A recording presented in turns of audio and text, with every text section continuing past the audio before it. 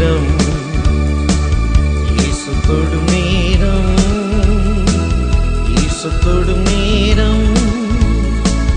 Jesus makes you whole, Jesus makes you whole, Jesus makes you whole, Jesus makes you whole.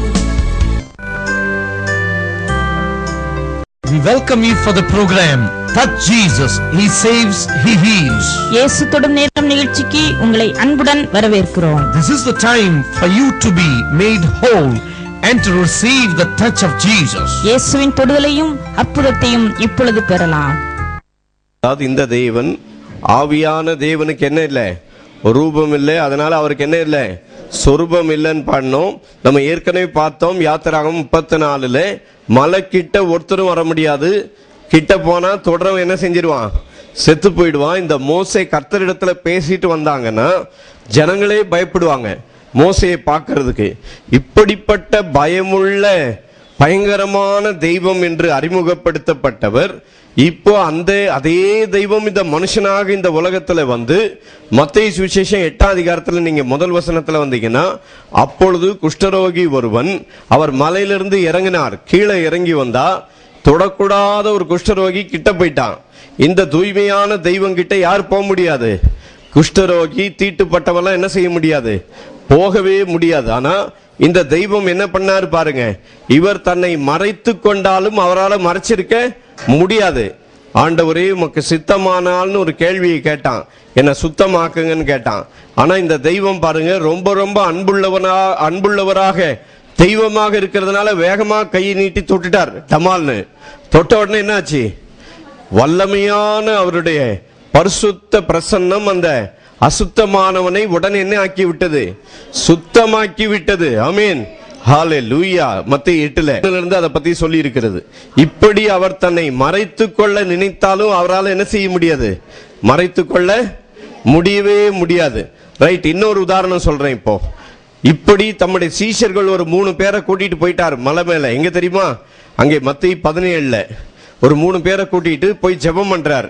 ஜெபம் பண்ணிட்டே இருக்கிறாரு. இவர் யாரா மாறிட்டார், அந்த இடத்துல மனுஷனா இருந்தவர் இப்ப எப்படி மாறிட்டார், தெய்வமாக கடவுளா மாறி அவருடைய அந்த வல்லமை குறித்து கொஞ்சம் படிங்க அந்த வசனத்தை. அவர்களுக்கு முன்பாக எப்படி ஆயிட்டாரு, தெய்வமாக மறுரூபம் ஆயிட்டார். இப்போ சூரியனை ஒரு வார்த்தையினால உண்டாக்குனவர் குழந்தையா வந்து இந்த உலகத்துல வந்து மனுஷனை ஏமாத்தி நான் ஒரு மனுஷன் தான் சொல்லிட்டு உட்காந்துக்கிட்டு வந்து மனுஷனோட நடமாடிட்டு இருக்கிறார். இப்போ திடீர்னு ஒரு நாள் அவர் ஜெபம் பண்ணா அவருடைய முகம் எப்படி மாறிடுச்சு, சூரியனை போல மாறிடுச்சு. இந்த ஆண்டவரோடு உங்களுக்கும் எனக்கும் பழக்கம் இருக்கிறது. ஆமென், ஹல்லேலூயா. அவரை தெய்வமாக அறிந்து கொள்ள கர்த்தர் நமக்கு கிருபை செய்திருக்கிறார். ஆமென், ஹல்லேலூயா. அப்படியே பார்த்துக்கிட்டே இருக்கிறாங்க. அவர் முகம் எப்படி மாறிடுச்சு, சூரியனை போல பிரகாசித்தது. இன்னும் இருக்குது, அவருடைய வஸ்திரம் வெளிச்சத்தை போல. ஒரு வார்த்தை சொன்னார், டமால்னு வெளிச்சம் வந்துடுச்சு.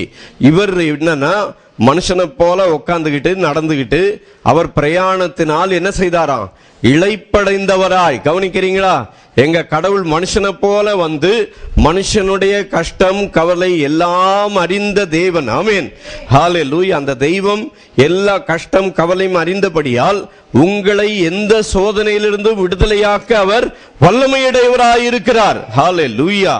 ஓ க்ளோரி. இந்த தெய்வத்தை பற்றி சொல்லப்பட்டிருக்கிறது, அவருடைய முகம் எப்படி ஆனது, சூரியனை போல பிரகாசித்தது. ஆனா இந்த ஆண்டவர் வல்லமையான தேவன். அவர் தன்னை எப்படி தாழ்த்தி சொல்றாருன்னுட்டு ஒரே ஒரு வசனத்தை வாசிக்கிறீங்களா, லூக்கா 22:27 ஆண்டவர் சொன்னார் பாருங்க, நான் உங்கள் மத்தியிலே பணிவிடைக்காரனாய் இருக்கிறேன் என்றார்.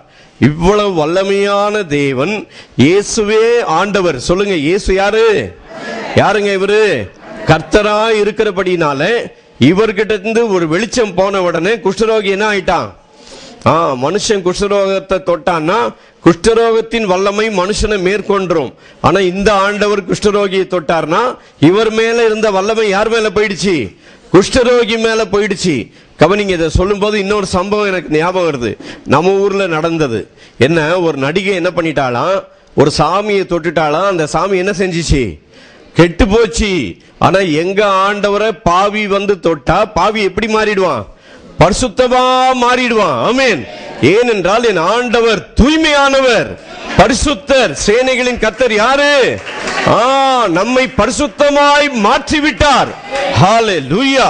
அந்த பரிசுத்தமுள்ள தெய்வத்தை தான் இந்த காலையிலே நாம் பார்த்து கொண்டிருக்கிறோம். இந்த பரிசுத்தமுள்ள ஆண்டவர் சீஷர்களோடு நடமாடிக்கொண்டு இந்த உலகத்துல மனுஷனா நடந்து போயிட்டே இருக்கிறார். அவரை குறித்து யோவான் 4ஆம் அதிகாரத்துல வாசிங்க பார்க்கலாம். அங்கே யாக்கோபின் கிணறு இருந்தது. அதுல இருந்து படிங்க. அப்படி இயேசு பிரயாணத்தினால் இளைப்படைந்தவராய், ஹலோ கவனிக்கிறீங்களா? வானத்தையும் பூமியும் உண்டாக்கின கடவுள் இந்த உலகத்துல உங்களையும் என்னையும் போல நடந்து வேர்த்து விறுவிறுத்து வந்து எங்க உட்கார்ந்துட்டாரு? ஒரு கிணத்து பக்கத்துல உட்கார்ந்தார். சரி, இந்த கிணத்து பக்கத்துல ஏற்கனவே என்ன நடந்தது? யாருக்கா ஞாபகம் இருக்கா? இந்த கிணத்துக்கிட்ட தான் யாக்கோபுக்கு என்ன கிடைச்சது? பொண்ணு கிடைச்சது யாக்கோபுக்கு. யாக்கோபு முதல் இந்த கிணத்துக்கிட்ட வந்துதான் என்ன பண்ணாரு? ஒரு பெண்ணை கண்டுபிடிச்சார். ஆனா இயேசு கிறிஸ்து இந்த கிணத்துக்கிட்ட வந்து பாவியான ஸ்திரீ ஒருத்திக்கிட்ட யாருமே பேச மாட்டாங்க. இந்த தெய்வம் என்ன பண்ணிட்டாரு? வந்து பாவியான பெண்ணுகிட்ட என்ன பண்ணிட்டாரு? பேசிட்டு அவளுக்கு ஜீவ தண்ணீரை கர்த்தர் கொடுத்து விட்டார். ஜீவ தண்ணீர் கொடுக்கும்படிக்கு, ஜீவனை கொடுக்கும்படிக்கு வந்தவர் நம்முடைய தேவனாகிய கர்த்தர். இந்த காலையிலே அவரை அறிந்து கொள்ளுகிற பாக்கியத்தை கர்த்தர் நமக்கு தந்திருக்கிறார். ஆமென். ஹல்லேலூயா. அப்படியே கொஞ்சம் தூரம் வந்தீங்கன்னா யோவான் 8ஆம் அதிகாரத்துக்கு வந்துருங்க. யோவான் 5ஆம் அதிகாரத்துல 17ஆம் வசனத்துல ஆண்டவர் சொல்றார், பிதா இதுவரைக்கும் கிரியை செய்து கொண்டு வருகிறார், நானும் கிரியை செய்து கொண்டு வருகிறேன். பிதாவானவரை, கடவுள் எப்படி இருக்கிறார் என்பதை காண்பிப்பதற்காக இயேசு இந்த பூமியில மனுஷனா வந்தார். விளங்குதா? அங்க சொல்றாரு பாருங்க 19ல, பிதாவானவர் செய்ய குமாரன் காண்கிறது எதுவோ அதையே அன்றி வேறொன்றையும் குமாரன் தாமாக செய்ய மாட்டார். கவனிக்கிறீங்களா? இயேசு என்ன சொல்றாரு? பிதா செய்யறத பார்த்துட்டு தான் நான் என்ன செய்வேன்? எல்லாத்தையும் செய்வேன். அதனுடைய அர்த்தம் என்ன? பிதா அங்கிருந்து ஒண்ணுனா செஞ்சு குமாரனே நீ இதை பண்ணுன்னு சொல்லி காமிக்கல. இவர் தான் அந்த பிதாவானவர். ஆமென். அந்த பிதாவானவர் எப்படி அற்புதம் செய்கிறார், அதிசயம் செய்கிறார் என்பதை அறிந்து பிதாவின் சித்தத்தை செய்கிறவராக இயேசு கிறிஸ்து, பிதாவின் சித்தமானவராகவே இயேசு இந்த பூமியிலே மனுஷனாய் தன்னை வெளிப்படுத்தினார். ஆமென். Jesus is the will of the Father. ஆமென். இயேசு கிறிஸ்து யாரா இருந்தாரு? பிதாவினுடைய சித்தமாய் இருந்தார். அங்கே சொல்லி இருக்கு பாருங்க, அவர் எவைகளை செய்கிறாரோ அவைகளை குமாரனும் அந்தப்படியே செய்கிறார் சொல்லிட்டு அங்கே யோவான் 5ஆம் அதிகாரத்துல 24ஆம் வசனம் இப்ப படிங்க. என் வசனத்தை கேட்டு என்னை அனுப்பினவரை விசுவாசிக்கிறவனுக்கு நித்திய ஜீவன் உண்டு. கவனிக்கிறீங்களா? இந்த இயேசுநாதரை ஏத்துக்கிட்டா உங்களுக்கு எனக்கு என்ன உண்டு? நித்திய ஜீவன். உங்களுக்கு எனக்கு என்ன கிடையாது? சாவு மரணம் கிடையாது. இந்த இயேசுவை ஏற்றுக்கொள்ளுகிறவர்களுக்கு என்ன உண்டு? அதனாலதான் உலகத்துல பிசாசு என்ன சொல்லிட்டு இருக்கிறான்? இயேசு கடவுள் கிடையாதுன்னு புஸ்தகத்தை எழுதி அடிச்சுட்டு இருக்கிறான். நான் இங்க இயேசுவே தெய்வம் சொல்லிட்டு இருக்கிறேன்னுட்டு என் அட்ரஸ் எடுத்து புஸ்தகத்தை எனக்கு அனுப்பி விடுறான். நீ எத்தனை அனுப்புனாலும் நீ எங்க போவ? நீ பாதாளத்துக்கு போவ. ஞாபகம் வச்சுக்கோ. இந்த இயேசுவை ஏற்றுக்கொண்டால் உனக்கு என்ன உண்டு? நித்திய ஜீவன் உண்டு. இயேசுவை ஏற்றுக்கொள்ளாவிட்டால் உனக்கு என்ன கிடையாது?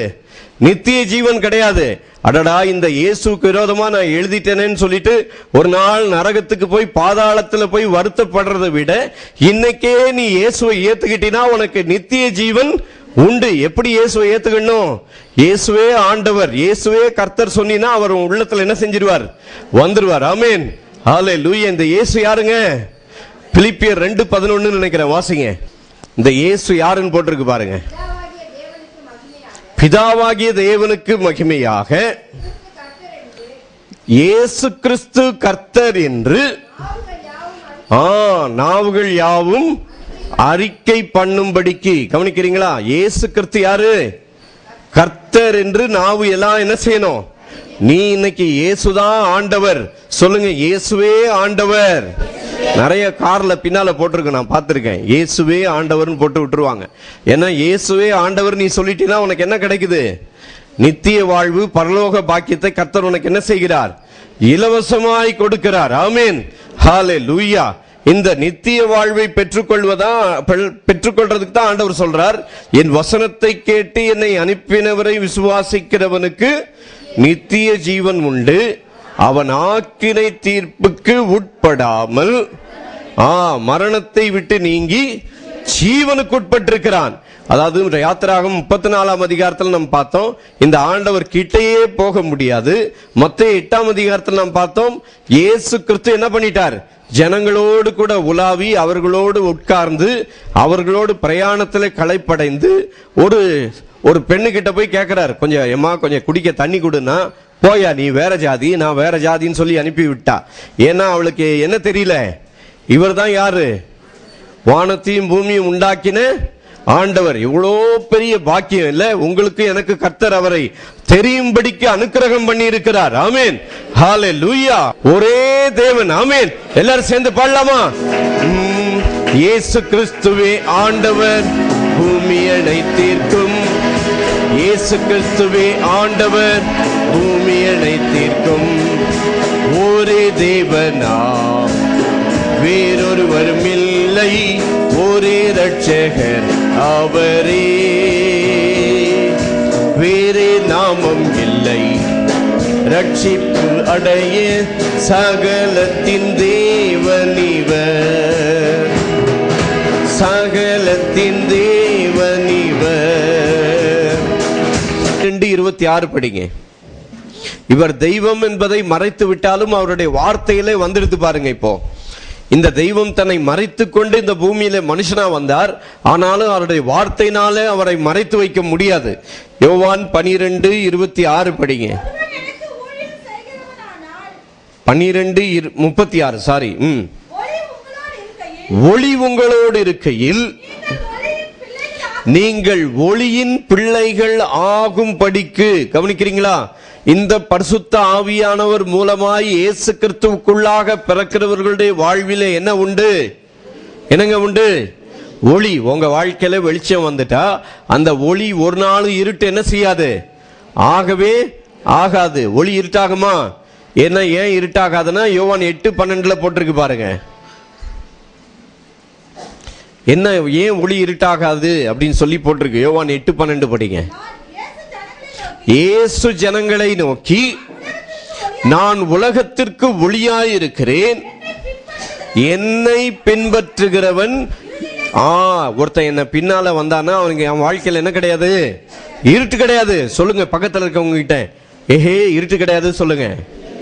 என்ன கிடையாது சொல்லுங்க, ஏஹே இருட்டு கிடையாது சொல்லுங்க. சொன்னீங்களா? என்ன கிடையாது உங்க வாழ்க்கையில. ஏன்னா அங்க சொல்லி இருக்குது ஒளி. உங்க இயேசு பாருங்க, தேவன் தம்மை மறைத்து கொண்டு மனுஷனா இந்த பூமியில வந்துட்டு அவர் சொல்ற வார்த்தையை பாருங்க, ஒளி உங்களோடு இருக்கையில் நீங்கள் ஒளியின் பிள்ளைகள் ஆகும்படிக்கு ஒளியினிடத்தில் விசுவாசமாய் இருங்கள். எத்தனை பேர் ஒளியின் பிள்ளைகளா கர்த்தரை மகிமைப்படுத்துங்க. ஹலோ, எத்தனை பேர் ஒளியின் பிள்ளையா இருக்கிறீங்க? ஒளியின் பிள்ளையா இருக்கிறீங்க. ஆமென். உங்க வாழ்க்கையில என்ன கிடையாது, இருட்டே கிடையாது. ஆமென், ஹல்லேலூயா. ரைட். இயேசு, அதாவது நீங்க ஆதாமுக்குள்ள பிறந்து, இன்னொரு குறிப்பு சொல்றேன், ஒரு துணுக்கு சொல்றேன் கவனிங்க. ஆதாமுக்குள்ள பிறந்து பாவியாய் இருந்ததுனால பாவம் செஞ்சீங்க. இப்ப இயேசுக்குள்ள பிறந்து ஒளியில இருக்கிறதுனால யாரா இருக்கிறீங்க, ஒளியின் பிள்ளையா இருக்கிறீங்க. ஆமென். நீங்க ஒளியில வந்துட்டதுனால ஒளியின் பிள்ளையா இருக்கிறீங்க. ஆமென். அதனால பாஸ்டருக்கு பயந்து, அவருக்கு பயந்து, இவருக்கு பயந்து, நான் சிகரெட் பிடிக்கிறத நிறுத்திட்டேன், குடிக்கிறத நிறுத்திட்டேன்னு சொல்லி பாஸ்டருக்கு பயந்து, அவருக்கு பயந்து, இவருக்கு பயந்து செய்யல. ஏன்னா என் வாழ்க்கையில யார் வந்துட்டாரு, இயேசுவாகிய ஒளி வந்து விட்டார். ஆமென். அதை பத்தி எபேசியர் 5:8 போட்டிருக்கு பாருங்க. என்ன போட்டிருக்குன்னு, முற்காலத்தில் நீங்கள் அந்தகாரமாய் இருந்தீர்கள், ஆதாமுக்குள்ளாக இருந்தீர்கள். இப்பொழுதோ கர்த்தருக்குள் எப்படி இருக்கிறீர்கள்? எப்படிங்க இருக்கிறீங்க? சொல்லுங்க, நான் வெளிச்சமா இருக்கிறேன், நான் வெளிச்சமாயிட்டேன்னு சொல்லுங்க. நீங்களும் நானும் கர்த்தர் எப்படி மாத்திட்டாரு உங்களை என்னையும்? சொல்லுங்க பிரதர், சொல்லுங்க சிஸ்டர், நீங்களும் நானும் எப்படி இருக்கிறீங்க? I am the light. Amen. என்ன ஆண்டவர் வெளிச்சமாகிட்டார். சொல்லுங்க, என்ன சொல்லுங்க, சாதாரணமா சொல்லுங்க, சுத்த தமிழ்ல சொல்ல வேணாம். சொல்லுங்க, என்ன இயேசு வெளிச்சமாக்கிட்டாரு. சொல்லுங்க, என்ன இயேசு என்ன ஆக்கிட்டாரு? நீங்களும் நானும் எப்படி ஆயிட்டீங்க? வெளிச்சமாய் இருக்கிறதுனால வெளிச்சத்துல நடக்கிறேன். ஆமென். முதல்ல பாவியாய் இருந்ததுனால நான் என்ன செஞ்சேன்? ஆதாமுக்குள்ள பிறந்து பாவியாய் இருந்ததுனால முதல்ல என்ன பண்ணேன்? பாவம் செஞ்சேன். இப்ப என்னவா மாறிட்டேன்? இப்போ வெளிச்சத்தின் பிள்ளையா மாறிட்டேன். நான் மாறிட்டேன். சொல்லுங்க எல்லாரும் பார்க்கலாம். பக்கத்துல இருக்கவங்க கிட்ட சொல்லுங்க, நான் மாறிட்டேன். மாறிட்டீங்களா? மாறினவங்களா சொல்லுங்க, நான் மாறிட்டேன்னு சொல்லுங்க. சொல்லுங்க, பக்கத்துல இருக்கவங்க கிட்ட சொல்லுங்க. இங்க இல்ல, நான் மாறிட்டேன். எப்படி மாறிட்டீங்க? வெளிச்சமா மாறிட்டீங்க. ஆமென். எப்படி நமக்கு வாழ்க்கையே வெளிச்சமாயிடுச்சு. ஆமென். எத்தனை பேர் வெளிச்சத்துல இருக்கிறீங்க? வெளிச்சத்துல இருக்கிறவங்களா கர்த்தரை மகிமைப்படுத்துங்க. ஆமென். ஆதாமுக்குள்ள பிறந்ததுனால நம்ம யாரா இருந்தோம்? இருட்டுல இருந்தோம். இப்போ ஆண்டவர் உங்களை என்ன எப்படி மாத்திட்டாரு? ஒளியிலே அவர் மாத்திட்டார். ஏனென்றால் ஆண்டவர் சொன்னார் யோவான் 12:36, ஒளி உங்களோடு இருக்கையில் நீங்கள் ஒளியின் பிள்ளைகளாகும்படிக்கு. எவ்வளவு பெரிய பாக்கியம் இல்ல? இந்த இயேசுநாதர் ஒளியோடு கூட அங்கே போய் இரவிலே அவரோடு படுத்து உறங்கி அவர் கூட இருந்து 5 அப்பத்தை எடுத்து எத்தனைமா பெருக்கினார்? அவரு 5000 பெருக்கினார். இவரு தெய்வன்றதை மறைச்சிட்டாரு. ஹலோ, கவனிக்கிறீங்களா? முழு பூசணிக்காவை என்ன செஞ்சிட்டாரு? சோத்துக்குள்ள என்ன செஞ்சிட்டாரு? மறைச்சு வச்சிட்டாரு. மறைச்சு வச்சாலும் அவர் கையை மறைக்க முடியாது. அவர் கையில அப்பம் வந்தா என்ன செஞ்சது? கையில அப்பம் பெருகுது. அவர் கை குஷ்டரோகியை தொட்டா என்ன ஆகுது? குஷ்டரோகம் சுத்தமாகுது. அவருடைய கையில ஆசீர்வாதம் இருக்குது. அதை கண்டுபிடிச்சிட்டாங்க ஜனங்க. ஆமீன். அவர் எவ்வளவுதான் தன்னை தெய்வம் என்பதை மறைத்து கொண்டாலும் அவரால் அவரை மறைச்சு வைக்க முடியாது. இப்போ நான் அந்த தெய்வத்தை பத்தி மட்டும் சொல்லல, உங்களை தான் சொல்லிட்டு இருக்கிறேன். நீங்க எவ்வளவுதான் கிறிஸ்தவன் சொல்லிட்டு வெளியே சொல்லாம இருந்தாலும், பேதுரு தன்னை என்ன சொல்லி மறைச்சான்? பேதுருவை பார்த்து சொன்னா வேலைக்காரி, டேய் நீ கூட யாரு கூட தான் இருந்த? யாரோட தான் இருந்த? இயேசு கூட தான் இருந்தன்னு சொல்லிட்டு அவன் என்ன சொன்னான் தெரியுமா? ஷட் அப், வாயை மூடு அப்படின்னா. நான் இல்லைன்னா வாயை திறந்தானே. உடனே வாயை திறந்த உடனே என்ன நடந்தது? அவன் என்ன சொன்னா? எப்பா, நீ அமைதியா இருந்தாலும் ஒண்ணும் இல்லை, நீ வாயை திறந்து நீ பேசின தோரணையே சொல்லுது நீ யார் கூட இருந்த ஆளு. யார் கூட இருக்கிற ஆளு? உங்க பேச்சு தோரணை சொல்லுதா நீங்க யாரோட இருக்கிற ஆளுன்னு. யார் கூடங்க? இயேசுவோடு இருக்கிற ஒளியின் பிள்ளைகள். ஆமீன். சொல்லுங்க, பக்கத்துல சொல்லுங்க, நான் இயேசுவோட இருக்கிறேன், என்கிட்ட வெளிச்சம் இருக்குது, நான் ஒளியின் பிள்ளை. ஆமீன். நீங்க யாரு? சொல்லுங்க, நீங்க யாருங்க? ஒளியின் பிள்ளை. நல்லா வெள்ளை வெள்ளையா வச்சுன்னு சொல்றாரு. என்னது? நீங்க இது நானும் யாரு? ஒளியின் பிள்ளைகள். ஆமீன். ஹல்லேலூயா, க்ளோரி. இப்படியாக எபேசியர் 5:8 நம்ம வாசித்தோம். முற்காலத்திலே நீங்கள் அந்தகாரமாய் இருந்தீர்கள், இப்பொழுதோ நீங்கள் எப்படி இருக்கிறீர்கள்? கர்த்தருக்குள் வெளிச்சமாய் இருக்கிறீர்கள். சொல்லுங்க, நான் வெளிச்சமாயிட்டேன். வெளிச்சமா இருக்கிறேன். வெளிச்சமா இருக்கிறீங்களா? இருட்டில் இருக்கிறீங்களா? எப்படிங்க இருக்கிறீங்க? வெளிச்சமாக கர்த்தர் நம்மை மாற்றி விட்டார். விளங்குதா? நீங்க ஆதியில ஆதாமுக்குள்ள பிறந்ததுனால பாவியா இருந்தீங்க, பாவியா பிறந்ததுனால பாவம் செஞ்சீங்க. இப்ப எப்படி இருக்கிறீங்க? ஒளியா இயேசு மாத்திட்டதுனால வெளிச்சமா இருக்கிறேன். விளங்குதா? அதாவது நீங்க பரிசுத்தவானா இருக்கிறதுனால பரிசுத்தவானா இருக்கிறீங்களா? எப்படி நீங்க சினிமா பார்க்காதனால அதை இதை செய்யாதனால பரிசுத்தவானா மாறினீங்களா? கவனிக்கிறீங்களா? அதாவது இயேசு உங்களை பரிசுத்தவானா மாத்தினதுனால நீங்க எப்படியா வாழ்றீங்க? பரிசுத்தவானா வாழ்றீங்க. விளங்குதா? அதனால நீங்க பாவத்தை விட்டதுனால நீங்க என்னவா மாறல? பரிசுத்தவானா மாறல. விளங்குதா? நீங்க சிகரெட் பிடிக்காதனால, பீடி பிடிக்காதனால, சினிமா பார்க்காததுனால நீங்க பரிசுத்தவானா மாறல. உங்களை என்னையும் பரிசுத்தமா ஆக்கினது யாருங்க? இயேசு கிறிஸ்துவின் ரத்தம் சகல பாவங்களையும் நீக்கி நம்மை. நீங்க உங்களுக்கு ஏதாவது பிரச்சனை வந்தா சாத்தான் வந்து உங்களை பார்த்து ஏதாவது சொன்னா, டேய் நீ பாவி, நீ என்ன, நீ யார் தெரியுமா அப்படின்னா என்ன சொல்லணும்? என்ன பார்க்காத, எங்க பாரு, என்ன, என் ரட்சிப்பை பத்தி உனக்கு பிரச்சனை இருந்தா யாருகிட்ட பேசிக்கோ. அந்த ரத்தத்தோட போய் என்ன செஞ்சிக்கோ, பேசிக்கோன்னு யார்கிட்ட சொல்லணும்? சாத்தான் கிட்ட சொல்லணும். என் ரட்சிப்பை கொடுத்தது யாரு? இயேசு கிறிஸ்து. அவருடைய ரத்தத்தினால் என்ன ஆக்கி இருக்கிறார்? சுத்திகரித்து அவருடைய பிள்ளையாக மாற்றி இருக்கிறார். உனக்கு அது மேல ஏதாவது சந்தேகப்பட்டு எனக்கு சந்தேகத்தை கிளப்பி விட்டீனா, உனக்கு ஏதாவது சந்தேகம் இருந்தா யாருகிட்ட போய் பேசிக்கோ? இயேசுநாதர் கிட்ட போய் என்ன செஞ்சிடு, அங்க போய் பேசிக்கோ. ஏன்னா கிருபையினால் விசுவாசத்தை கொண்டு ரட்சிக்கப்பட்டீர்கள், இது உங்களால் உண்டானதல்ல, இது தேவனுடைய ஈவு. அந்த முதல்ல நம்ம பார்த்தோம், மோசே இடத்துல பேசினவர் தான் இவர் என்று பார்த்தோம். இப்போ ஏசாயா தீர்க்க தரிசன புஸ்தகம் 6ஆம் அதிகாரத்துல வாசிங்க, 1ல இருந்து படிங்க. உசியா ராஜா மரணமடைந்த வருஷத்தில் ஆண்டவர் உயரமும் உன்னதமுமான சிங்காசனத்தில் வீற்றிருக்க கண்டேன். இப்போ இந்த ஏசாயா எந்த ஆண்டவரை பார்க்கிறாரு? சிங்காசனத்துல உட்கார்ந்து இருக்கிற இயேசு கிறிஸ்துவை பார்க்கிறார். ஆமீன், ஹல்லேலூயா.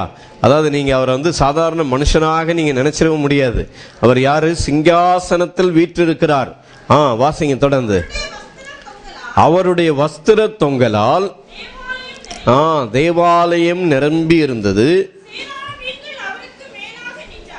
சேராபீன்கள் அவருக்கு மேலாக நின்றார்கள். அவர்கள் ஒவ்வொருவனுக்கும் அவ்வாறு செட்டைகள். அவ்வாறு செட்டைகள்னா என்னங்க? 6 × 6 36 செட்டைகள் இருந்தன. அவனவன் 2 செட்டைகளால் தன் தன் முகத்தை மூடி, 2 செட்டைகளால் தன் தன் கால்களை மூடி. இவர் ரொம்ப தூய்மையானவர், அதனால என்ன பண்றாங்க? கண்ணை மூடிக்கிடுறான், காலை மூடிக்கிடுறான். 2 சட்டைகளால் பறந்து ஒருவரை ஒருவர் நோக்கி என்ன சொன்னாங்க? ஆண்டவர் இயேசு சிங்காசனத்தில் வீற்றிருக்கிறார். அவரை பார்த்து சொல்றாங்க, சேனைகளின் கர்த்தர் பரிசுத்தர் பரிசுத்தர் பரிசுத்தர் என்று சொல்லி ஓயாமல் அவரை துதித்து கொண்டிருந்தார்கள். ரைட், இப்போ போதும். இந்த ஏசாயா உசியா ராஜா மரணம் அடைந்த பின்பு நான் உயிரோட தாப்பா இருக்கிறேன்னு சொல்லிட்டு ஆண்டவர் அங்கே ஏசாயாவுக்கு ஒரு தரிசனம் காமிச்சார். தரிசனம் காமிச்சிட்டு அங்கே பரலோக தரிசனத்தை பார்க்கிறான். இயேசு கிறிஸ்து சிங்காசனத்திலே வீற்றிருக்கிறவராகவும் அங்கே அவரை பரிசுத்தர் பரிசுத்தர் என்று ஓயாமல் துதித்து கொண்டிருக்கிறார்கள். இந்த இயேசு கிறிஸ்துவை ஜனங்கள் ஏன் அறிந்து கொள்ளவில்லை என்பதற்குரிய விளக்கத்தை பார்த்துடலாமா? படிங்க, ஏசாயா 6:9 படிங்க. அப்பொழுது அவர் நீ போய், இதுல முக்கியமான கருத்து இருக்கு, இப்ப கவனிங்க. இந்த ஜனங்களை நோக்கி நீங்கள் காதார கேட்டு உணராமலும், யாரை பத்தி சொல்லி இருக்குது இந்த இடத்துல சொல்லுங்க பார்க்கலாம்? காதார கேட்டு உணராமலும் கண்ணார கண்டு அறியாமலும் இருங்கள் என்று சொல். இப்ப இயேசு இந்த உலகத்துல வந்த பொழுது யாரை பத்தி சொல்லி இருக்குது? கண்ணார கண்டு இவர்தான் தெய்வம் என்று என்ன செய்யல, இவங்க அறிந்து கொள்ளவில்லை. கவனிக்கிறீங்களா? புரியுதா? ஏசாயா யாரை பத்தி தீர்க்க தரிசனம் சொல்லி இருக்கிறாருன்னு போட்டிருக்கு பாருங்க. அதாவது கண்ணார கண்டும் காதார கேட்டும் உணராமலும் என்ன செய்து கொண்டிருக்கிறார்கள்? அறியாமல் இருக்கிறார்கள். இப்ப அடுத்த 10ஆம் வசனத்தை படிக்கிறேன் பாருங்க. இந்த ஜனங்கள் தங்கள் கண்களினால் காணாமலும் காதுகளினால் கேளாமலும் தங்கள் இருதயத்தினால் உணர்ந்து குணப்படாமலும் நான் அவர்களை ஆரோக்கியமாக்காமலும் இருக்க நீ அவர்கள் இருதயத்தை கொளுத்ததாக்கி அவர்கள் காதுகளை மந்தம் படுத்தி அவர்கள் கண்களை மூடி போடு. வழங்குதா? சரி, இப்ப இந்த வசனம் புதிய ஏற்பாடுல எங்க வருது பார்த்துடலாமா? இடுங்க, யோவான் புஸ்தகம் 12ஆம் அதிகாரம்.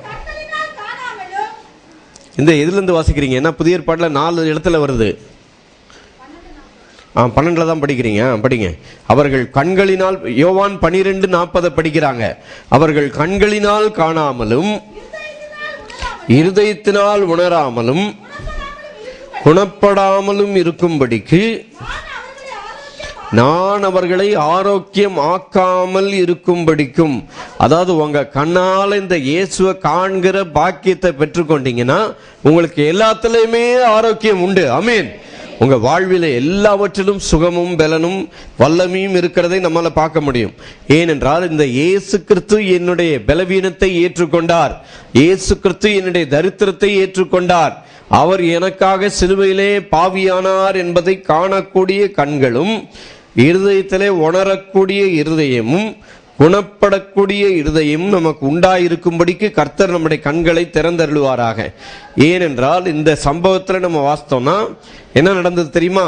பண்டிகையில் ஆராதனை செய்ய வருகிற ஒரு சில கிரேக்கர் இருந்தாங்க. வேற ஜாதிக்காரன் எங்க வந்துட்டான்?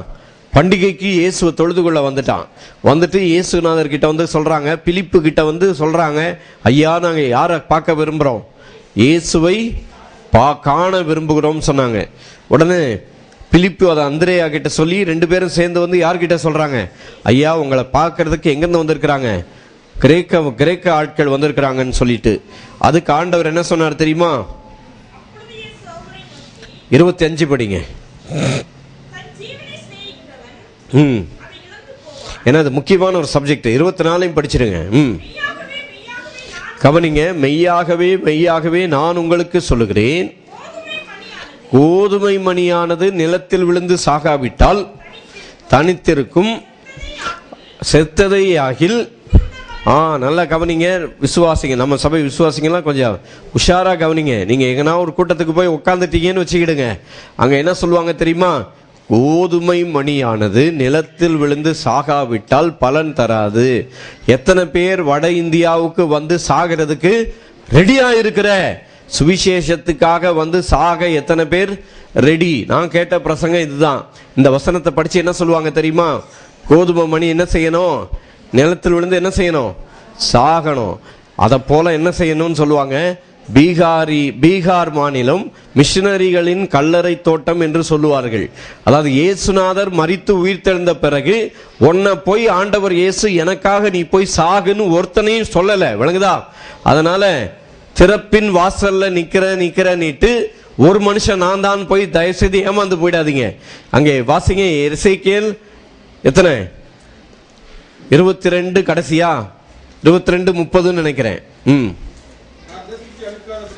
நான் தேசத்தை அழிக்காதபடிக்கு திறப்பிலே நிற்கவும். ஹலோ ஹலோ ஹலோ கவனிங்க. திறப்பிலே நிக்கிறதுக்கு ஆண்டவர் உங்களை கூப்பிடல, சுவரை அடைக்கிறதுக்கு ஆண்டவர் உங்களை கூப்பிடல. உலகம் எங்கும் இந்த வசனத்துக்கு இப்படிதான் பிரசங்கம் பண்றாங்க. நீ திறப்புல நிக்கிறதுக்கு ஓடியா சுவிசேஷம் சொல்றதுக்கு.